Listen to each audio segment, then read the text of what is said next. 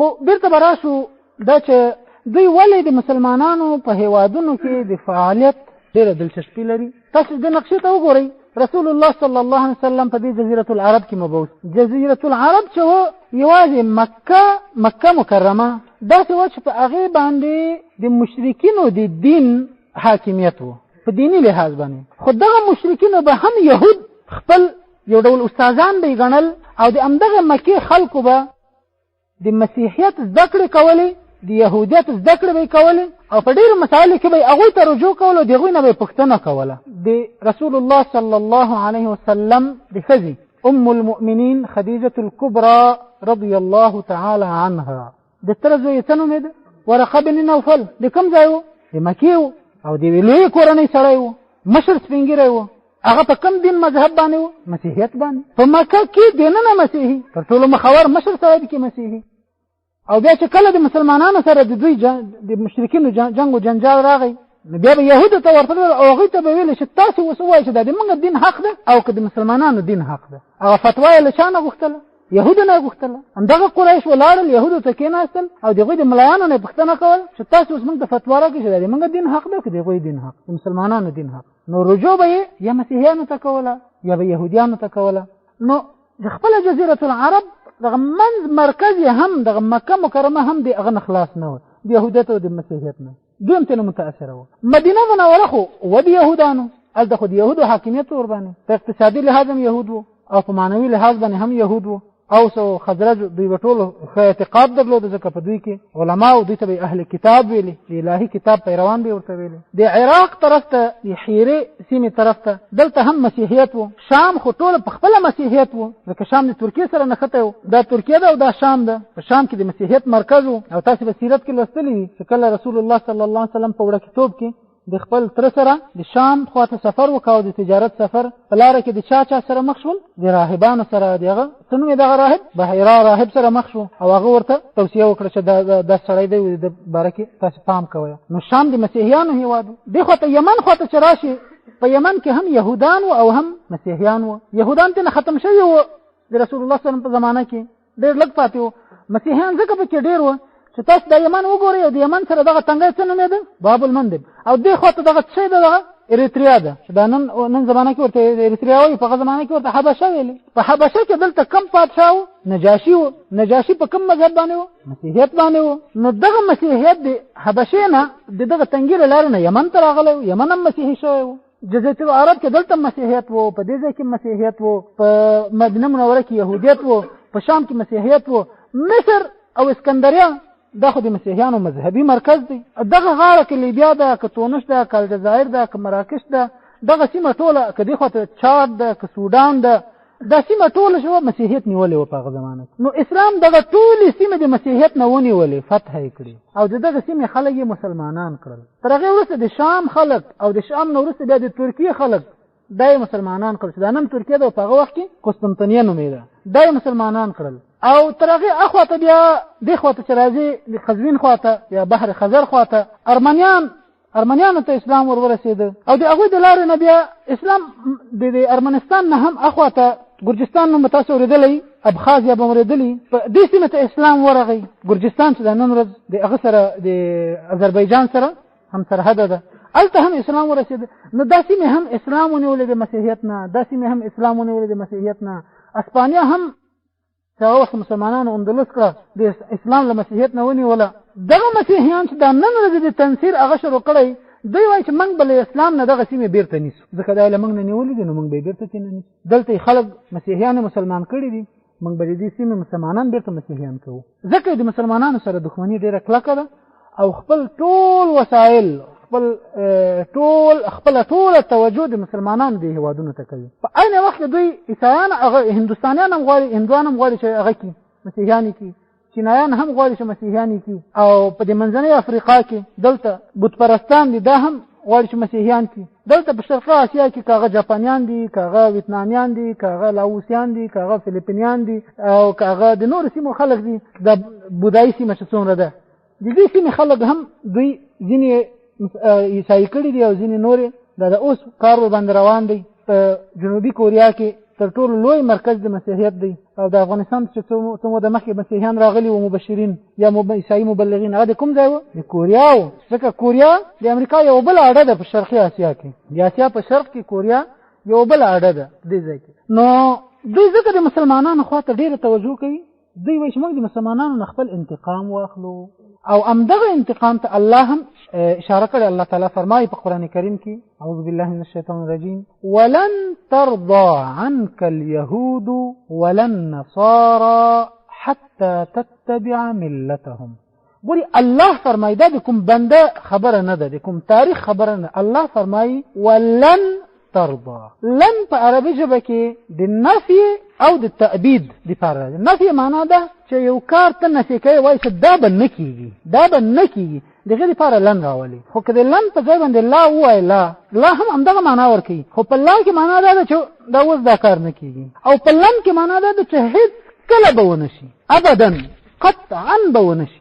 لن دومره مضبوط ټکی ده. نو الله فرمایي چې ولن ترضى، هېڅ کله به راضي نشي د تاسې نه، عنك یا رسول الله، د تا نه، د تا د امتنا، اليهود ولا النصارى، نه یهودان او نه نصارا، حتی تر هغه پورې تتبع ملتهم، تر څو چې ته د دوی دین ومنې، تر څو چې د دوی دین د منلی نه وي، تر هغې درنه نه راضي کېږي. دا د الله فیصله ده، د الله وینا ده. الله فرمایي چې یهود او نصارا تر هغې پورې د تاسې نه خوشحالېږي، نه راضي کېږي، تاسې ورته سم خلک نه ښکارئ، سوله در سره نه کوي، په قراره نه کینی، تاسې په قراره نه پرېږدي، تر څو پورې چې د دوی دین نه یې منلی. دا د الله وینا ده، دوی د الله مخلوق دي، الله پیدا کړي، الله د دوی د زړونو نه خبر ده. الله موږ ته دا پیغام راکوي چې دوی د تاسې نه تر هغه نه راضي کېږي تر څو پورې چې تاسې کافر شوي نه یاستئ او اسلام هم نه کوي. او په بل آیت کې الله فرمایي ولا یزالون یقاتلونکم، دوی به همیشه وي چې تاسې سره به جګړه کوي، همیشه به وي. ولا یزالون یقاتلونکم. د بلاغت علما وایي چې د لا یزال ټکی چې فعل مضارع باندې ور داخل شي، نو هغه یو تجدد استمراري افاده کوي، یعنی د هر وخت دپاره به دوی نوې نوې جګړه پیل کوي. جګړه به روانه وي، خو شکلونه به یې بدلېږي. هر وخت به دوی یو نوې جګړه شروع کړې وي، په نوي شکل کې به روانې در سره، کله په استعمار په شکل کې، کله د استشراق په شکل کې، کله د تنصیر په شکل کې، کله د انجوګانو د مؤسساتو په شکل کې، کله د فوج په شکل کې، کله د رشوتونو په شکل کې، کله د مکتبونو د تعلیم په شکل کې، کله په تاسو باندې د ولګي د مسلطولو په شکل کې، په یو نه یو ډول باندې دوی به د تاسو په خلاف همیشه جګړه کوي. دا د الله وینا ده. ولا یزالون، دوی به همیشه وي، یقاتلونکم، چې د تاسو سره به قتال کوي، جګړه به کوي، حتی یردوکم، تر دې چې تاسې راوګرځوي اسلام نه، مرتدم کی عن دینکم، چې تاسې د دین نه، د اسلام نه تاسې راوګرځوي، ان استطاعوا، که دوی وکولی شي. یعنی همیشه به دوی په دې کوشش کوي چې مسلمانان د اسلام نه وباسي. دا د الله وینا ده، او دوی هم نه پټوي. دوی هم وایي بس دا سیمه د منګه وه، دا به بېرته د منګه کېږي. نو ګور دې مطابقت ته وګورئ چې الله هم وایي چې تاسو دوی نه پرېږدي تر څو چې په اسلام یاستئ، او دوی هم وایي چې دا سیمه منګه نه پرېږدو ځکه دا د منګه خپله وه. د دې سیمې خلک د بېرته مغه دین ومني چې هغه د منګه وه، دا د منګه دین ده، دا دې ومني، بیا یې پرېږدو. کنې تر هغه وخته به بمبارونه هم وي، مشکلات به هم وي. دې خبره باندې وروسته راځو چې په اسلامي ملکونو کې دوی د کومو لارو نه راځي او څنګه کار کوي. نو د کامیابۍ راز د دوی په څه شي کې ده؟ ولې دوی کامیاب دي، هره خوا ته ورځي. مسیحیت ګورئ، دلته ما تاسو ته ویل چې په فلسطین کې و، په دونه ځای کې دوی دا ټوله اروپا ونیوله مسیحي یې کړه، ټوله روسیه یې ونیوله مسیحي یې کړه، ټوله امریکا یې ونیوله مسیحي یې کړه، او افریقا یې زیاته برخه واخیستله مسیحي یې کړه، او په شرق کې دلته لوی منځني ختیځ کې لوی اډې لوی ځایونه واخیستل، مسیحي یې کړه. شرقي اسیا یې واخیستله، دا یې مسیحي کړه. استرالیا دوی ورته راوکوچېدل، دا یې مسیحي کړه. او په دنیا باندې د مسیحیت داسې یو جال خور کړی چې هېڅوک ترې نه خلاص نه دی. دا کامیابي د دوی په څه شي کې ده؟ کامیابي د دوی په دریو ټکو کې ده. اول ټکی چې ده د دوی هغه پلانینګ ده، برنامه ریزي. دوی هېڅ چېرې یو ځای ته داسې بې برنامې، بې پروګرامه، بې ترتیبه نه ورځي. د 100 کلو پروګرام هم د یو ځای دپاره جوړوي، د 50 هم جوړوي، د 20 هم جوړوي، د 1 کال هم جوړوي، د 1 میاشتې هم جوړوي، چې هر چېرې ورځي دوی په تنسیق باندې یو بل سره په هماهنګۍ باندې ورځي. یو کار 1 روپۍ هم دوی بې برنامې او بې هدفه نه مصرفوي.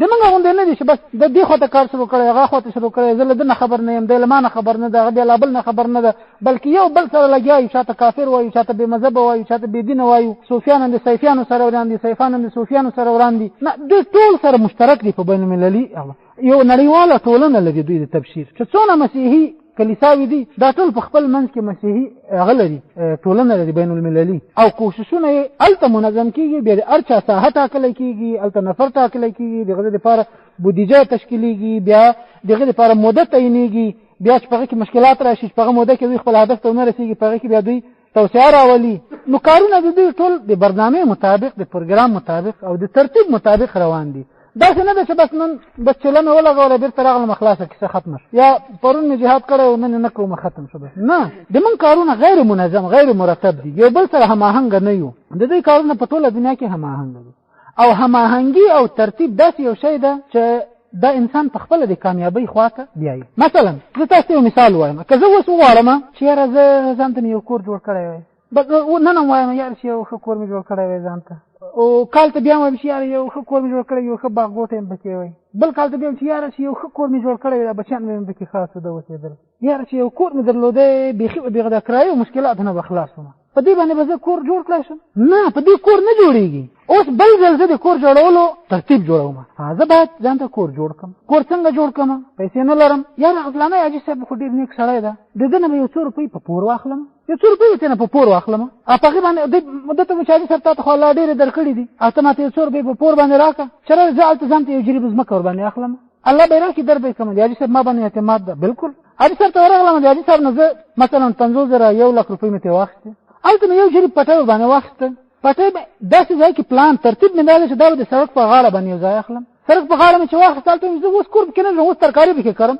روانې اوبه لري کاریز ورته را روان دی ترکاري سړک ته په اسانه راوباسم کلي ته نږدې ده 3 4 5 کاله په هغې کې ترکاري کرم هغه ترکاري ما ته دونه پیسې کوي چې د حاجي صاحب پیسې 15 کاله بعد بېرته ورکوم چې د حاجي صاحب پیسې مې 15 کاله بعد بېرته ورکړې اوس وایم چې ماشاءالله دا خو دا د زما دپاره ځمکه راته مفته پاتې شوه چې مفته پاتې شوه اوس د دې دپاره زه بل پلان څنګه سنجوم او دا کوټې به څنګه جوړوم دا پیسې د دې دپاره به څنګه کوم زه چې یاره دا مځکه ما په داسې ځای کې د پلان په نتیجه کې مې اخېستې چې د دې دا سطحه ډېره جګه ده نو اوس زه یو چا ته یم چې والله تا خو یو بلا کاروبار ده بس ته بیا خشمالان راوله دا ما پټی به ټیټ کړي بس تا ته زه دا 2 لک روپۍ باندې دا خاوره در کوم ته پکې خشمالي وکړه دا خاوره به ته خرڅه کړي خښته به دې شي داش به دې شي حساب کتاب به دې شي ځمکه خو نه وړه ځمکه خو ما ته پاتې ده هغه یو کال پکې کار وکړه او 2 لک روپۍ هغه پکې نغدې کړې 1 لک ما ته راکړې ځمکه خو یې نه وړه که نه ځمکه یې وړه که پاتې شوه د خاورې وړلو نه ما ته تاوان شو که ګټه شوه هېڅ شی نه دې وړي بس ځمکه لږ را ټیټه شوه هغه بېرته شیان میان پکې را پیدا کړي یو شی بېرته جوړېږي سطحه ځکه له شروع نه ما جګه ځمکه اخیستې وه پلان مې درلوده داسې نو چې پلان مې درلوده هغه پیسې راته پیدا شوې هغه پیسو باندې زه د ځان دپاره ځمکه جوړوم کور جوړولی شم نو دغه ډول پلان چې د شروع نه زه ولرم په هغې کې عملي قدمونه اوچتولی شم او که بې پلانه روان یم نو 10 کاله به م وایم چې یاره یو کور مې درلودی 20 کاله بعد به م د یو کور خاوند نه شم د موږ مسلمانانو کارونه او کوششونه بس دغسې بې پلان او بې ترتیبه دي دوی 1 روپۍ هم بې پلانه نه مصرف کوي دا د کامیابۍ اول راز ده دویم راز یا دویم شی چې د دوی د کامیابۍ راز پکې نغښتی هغه د دوی صبر ده صبر او حوصله ډېرو لرو ځایونو ته غرونو ته د جهاد په وخت کې به د غربي مؤسساتو نرسان نجونې او ډاکټرانې د پاکستان نه نورستان ته راتلل د پاکستان نه به بدخشان ته راتلل د پاکستان نه به بامیانو ته راتلل تخار ته به راتلل فاریاب ته به تلل او هغه وخت تاسو ته معلومې وي چې لارې د موټرو نه وي یا به پیاده تلل یا به په آسونو باندې یا په اوښانو باندې یا به په 1 میاشت 2 میاشتو کې هلته کله نن یوه کلي کې سبا بل کلي کې بله ورځ بل کلي کې هلته به سفرونه کول پېغلې نجونې یې صبر کوي د کور نه لرې د مور نه لرې د ورور نه لرې د خپل بوایفرنډ نه لرې راځي بس چېرته په یو لرې وطن کې څو کاله تېروي څو میاشتې تېروي او دا نه وایي چې دا کار د موږ بس نن وکړم دونه د نور بس په سلګونو کلونه دوی لګیا وي تومانه کېږي نه صبر پکې ډېر دی دا دونه دنیا دوی نیولې دا ټوله په صبر باندې نیولې الهي نصرت ورسره ملګری نه دی ځکه الله باطل سره مرسته نه کوي باطل په حق باندې مسلط کوي اول دوی پلان ده په پلان کې د دوی ډېر شیان د هر څه لپاره پلان جوړوي د حاکمانو د تابع کولو لپاره پلان جوړوي د حکومتونو د پرځولو لپاره پلان جوړوي اقتصادي پلانونه جوړوي تعلیمي پلانونه جوړوي ډېر شیان د هر څه لپاره پلان جوړوي دویم پکې د دوی صبر او دریم شی پکې د دعوت لپاره یو نصاب او استراتیژي ده دوی دعوت داسې نه کوي چې د خلکو نفرتونه ځان ته راوپاروي، بلکې چې هر چېرته تللی وي په داسې یو ډول باندې خلک ځان ته را دعوت کوي چې اوله د خلکو باید له دوی سره مینه پیدا شي. هلته یو کلینیک جوړ کړي، هلته یو شفاخانه جوړه کړي، هلته د مسکینانو ته غلې ورسوي، واورو کې لارې ورته خلاصې کړي، داسې کارونه وکوي، کلینیک جوړ کړي، یو د زخمیانو دپاره ایمرجنسي هسپتال جوړ کړي، شفاخانه جوړه کړي، داسې کارونه وکوي چې د هغو خلکو اعتماد په ځان باندې قایم او د هغوی له زړونو نه دا خبره وباسي چې موږ پردي یو او موږ دښمن یو د دوی نه، بلکې دا ورته وانمود کړي، بلکې په عمله نه ورته ثابته کړي چې موږ تاسې دوستان یو، ولې د سختۍ مشکلات ورځو کې موږ تاسو سره نه وو، دا اوس در سره نه یو، چېرې دغه مسلمان دی، چېرې دغه عرب دی، چېرې دغه شیخ دی، چېرې دغه بزرګ دی، چېرې دغه فلانی صاحب دی، بس همدا موږ چې پرون هم در سره وو، نن هم در سره یو. نو دوی د دعوت دپاره یوه ستراتیژي لري، یوه تګلاره لري او هغه په مراحلو باندې ولاړه ده. اوله مرحله یې دا ده چې د خلکو له زړونو نه خپل نفرت وباسي. دویمه مرحله یې دا ده چې د هغوی اعتماد په ځان باندې قایم کړي.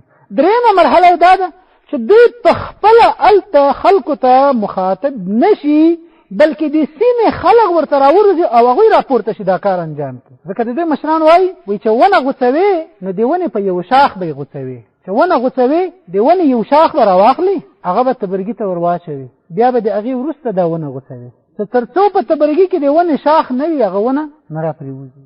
دوی وایي چې مسلمانان په دریمه مرحله کې مسلمانان به د اسلام نه وباسي، هغو کې به معتمد کسان جوړ کړي په مختلفو طریقو باندې، او بیا به هغوی ته دا وسایل په لاس ورکړي چې هغه په خپل ملت کې په خپله کار وکړي، د اسلام نه یې وباسي. کاري وسایل د کامیابۍ دا خو راز د خورولو وسایل د دوی څه دي، د تنصیر د خورولو یعنې د خپل دعوت او حرکت د خورولو وسایل څه دي؟ په دې کې دوه ډوله دي.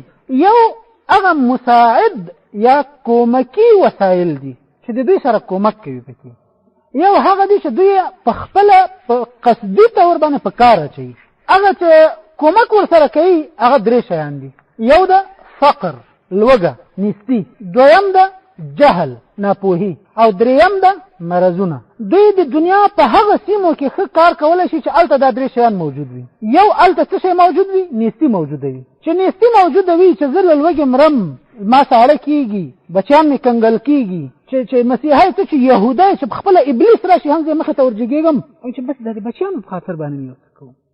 ځکه نیستي، لوږه، فقر دا ډېر سخت شی دی، د دې تحمل څوک نه شي کولی. ځکه خو رسول الله صلی الله علیه وسلم فرمایي کاد الفقر ان یکون کفرا، نږدې ده چې فقر کفر شي، یعنې د فقیرۍ په سبب باندې خلک کافر شي. دوی د دنیا په داسې ځایونو کې کوشش کوي چې هلته ورشي چې هلته فقر او نیستي موجوده وي، او که بالفرض موجوده نه وي نو هلته باید موجوده کړي، هلته باید جنګونه را ولاړ کړي، اختلافات، حکومتونه راوپرځوي، قومونه یو د بل په خلاف راپورته کړي، چې بې امنیتي خوره شي، چې بې امنیتي خوره شي زراعت به نه کېږي، چې زراعت ونه شو اقتصاد به نه وي، صنعت به نه وي، فابریکې به نه وي، او خلک چې په جنګونو باندې اخته شي، بندونه به وران شي، کاریزونه به وچ شي، ویالې به ډکې شي، تجارتي لارې به بندې شي، پلونه به یو د بل دپاره ونړوي، نو فقر به راشي. چې په کوم ځای کې فقر نه وي هلته باید دوی فقر راولي، د فقر د راوستلو عوامل برابر کړي. دا یو. دویم مرضونه چې کوم ځای کې ډېر وي، لوی لوی وباګانې وي، یا د جذام ناروغي وي، یا مثلا نور د نس ناستې ناروغي وي، یا نور لوی لوی ناروغیانې وي، د دوی دپاره د غذای حکومتونه ناتوانه وي چې خلکو ته واکسین ورسوي یا دوا ورسوي، هغوی فورا اپیل کوي غرب ته.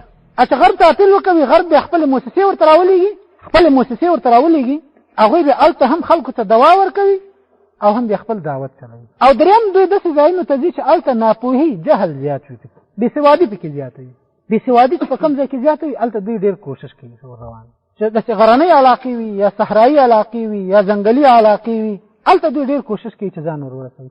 ځکه چې هلته خلک د دوی په مقصدونو او په اهدافو باندې نه پوهېږي، د دوی د کارونو تر شا چې کوم پټ نغښتي مقاصد دي په هغو باندې خلک نه پوهېږي. چې که ته هر څه ورته ووایې چې دا تا دښمن دی، هغوی نه، هلته کاریز راته تازه کوي دی، لاره راته هواروي، حرفهیي کورسونه د هلکانو دپاره د نجونو دپاره برابروي، نو زه د تا څنګه ومنم چې ته وایې دا دښمن دی؟ ځکه هغه په دې نه پوهېږي چې د دې تر شا نور شیان پراته دي. هلته په خلکو کې دیني شعور او تاریخي معلومات او د مستقبل په اړه باندې اټکل او تخمین دا نشته ده یا کمزوری دی. دا درې هغه وسایل دي یا هغه عوامل دي، مساعد یا کومکي عوامل دي چې د دوی سره مرسته کوي چې دوی خپل دعوت هلته خپور کړي. اول څه شی دی؟ فقر. دویم څه شی دی؟ جهل. دریم څه شی دی؟ مرض.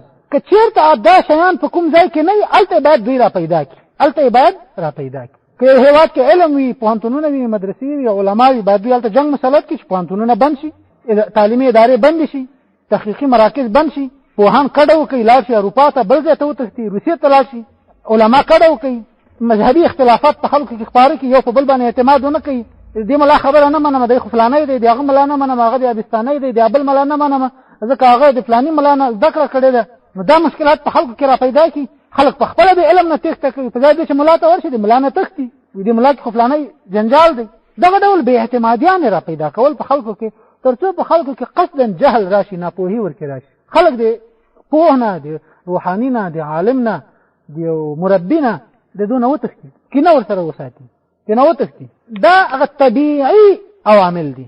اوس هغه وسایل چې دوی په کار اچوي هغه څه شي دي؟ کوم وسایل چې دوی په کار اچوي په هغه کې تر ټولو لوی طب او طبابت ده یا طبي خدمات دي، کلینیکونه دي، شفاخانې دي، سور صلیب دی، دې ته ورته نور په زرګونو طبي کارونه او طبي خدمتونه دي چې د هغې د لارې نه دوی خپل پیغام خلکو ته رسوي. دویم په هغې کې میډیا ده، تلویزیونونه دي، راډیوګانې دي، اخبارونه دي، مجلې دي، نور د ټولنیزو رسنیو وسایل دي، انټرنیټ ته.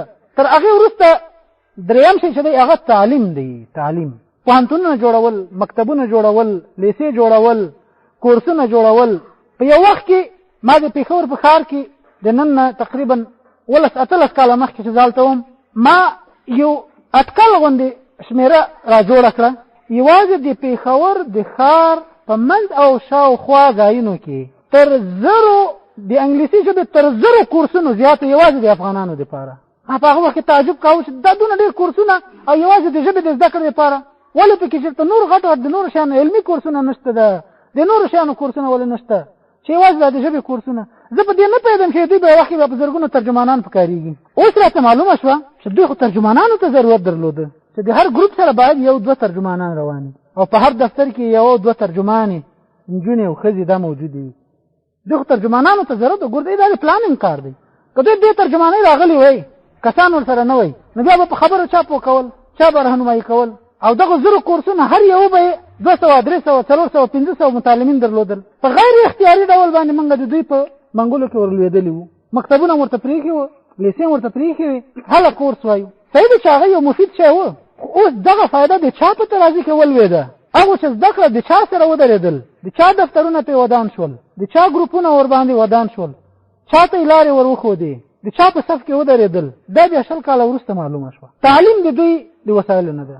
دوی غواړي ابتدایي مکتبونه، لیسې، پوهنتونونه، تحقیقي مراکز، علمي مراکز، علمي غونډې دا شیان جوړ کړي او د دې لارې نه د خلکو اعتماد په ځان باندې جوړ کړي او بیا په نصاب کې داسې شیان راولي چې هغه د دوی نظریات او د دوی عقیده خلکو ته په لاشعوري ډول باندې ور وپېژني. څوک پرې پوه نه شي، خو دوی بیا د مسیحیت سره اشنا شوی وي.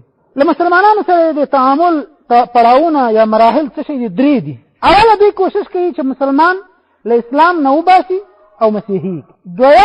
دویمه مرحله دا ده چې که له اسلام نه ونوځي او مسیحي نشي، که مسیحي نشي نو له اسلام نه خو دې ووځي، خیر ده. په اسلام کې پاتې نشي، په اسلام کې پاتې نشي، خیر ده که مسیحي هم نشو.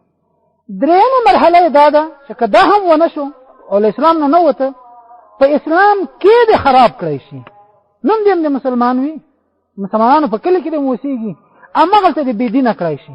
د افغانستان خلک موږ او تاسې اوس وینو په دې هېواد کې هغه مذهبي خلک دي، هغوی نه مسیحیت ورسره مني، نه له اسلام نه وځي هندویزم ورسره مني یا مثلا بل کفر ورسره مني، بلکې په خپل دین باندې په هر حالت کې ولاړ دي. هغه چې کمونستان و هم ځان ته مسلمان ویلې، کمونستان هم ځانونو ته مسلمانان ویلې، چې دا اوس ورسره ولاړ دي دوی هم ځانونو ته مسلمانان وایي. د اسلام نه په هېڅ حالت کې وتلو ته راضي نه دي. خو نورې وسایل داسې را برابر کړه، داسې تلویزیونونه، داسې چینلونه، داسې د فحاشۍ مرکزونه، داسې نور د لهو العب وسایل چې په اسلام کې خلک له اسلام نه واړول په نامه مسلمان، خو نور چې د مانځه وخت شي نه پورته کېږي. ځکه هلته ډرامه روانه ده که نه، چې ډرامه روانه ده د مانځه دپاره ډرامه، او کله ناکله خو داسې راوي چې ملا صاحب وخت ورته بدل کړي. په دې وخت کې ډرامه د زه هم ګورم، خیر دی به پس لمونځ کوو، تراویح به لږ وروسته وکړو. په اسلام کې ملا هم خراب که، میا هم خراب که، حاجي هم خراب که، مجاهد هم خراب که، پیر هم خراب که، حضرت هم خراب که، او شیخ هم خراب که، صوفي هم خراب که، ټول په اسلام کې خراب کړل. دا یوه درېیمه مرحله ده. د دې درس باقي برخه به انشاءالله په کې وایو. اوس وخت کم دی، اذان وشو. سبحانك اللهم وبحمدك اشهد ان لا اله الا انت استغفرك واتوب الیک.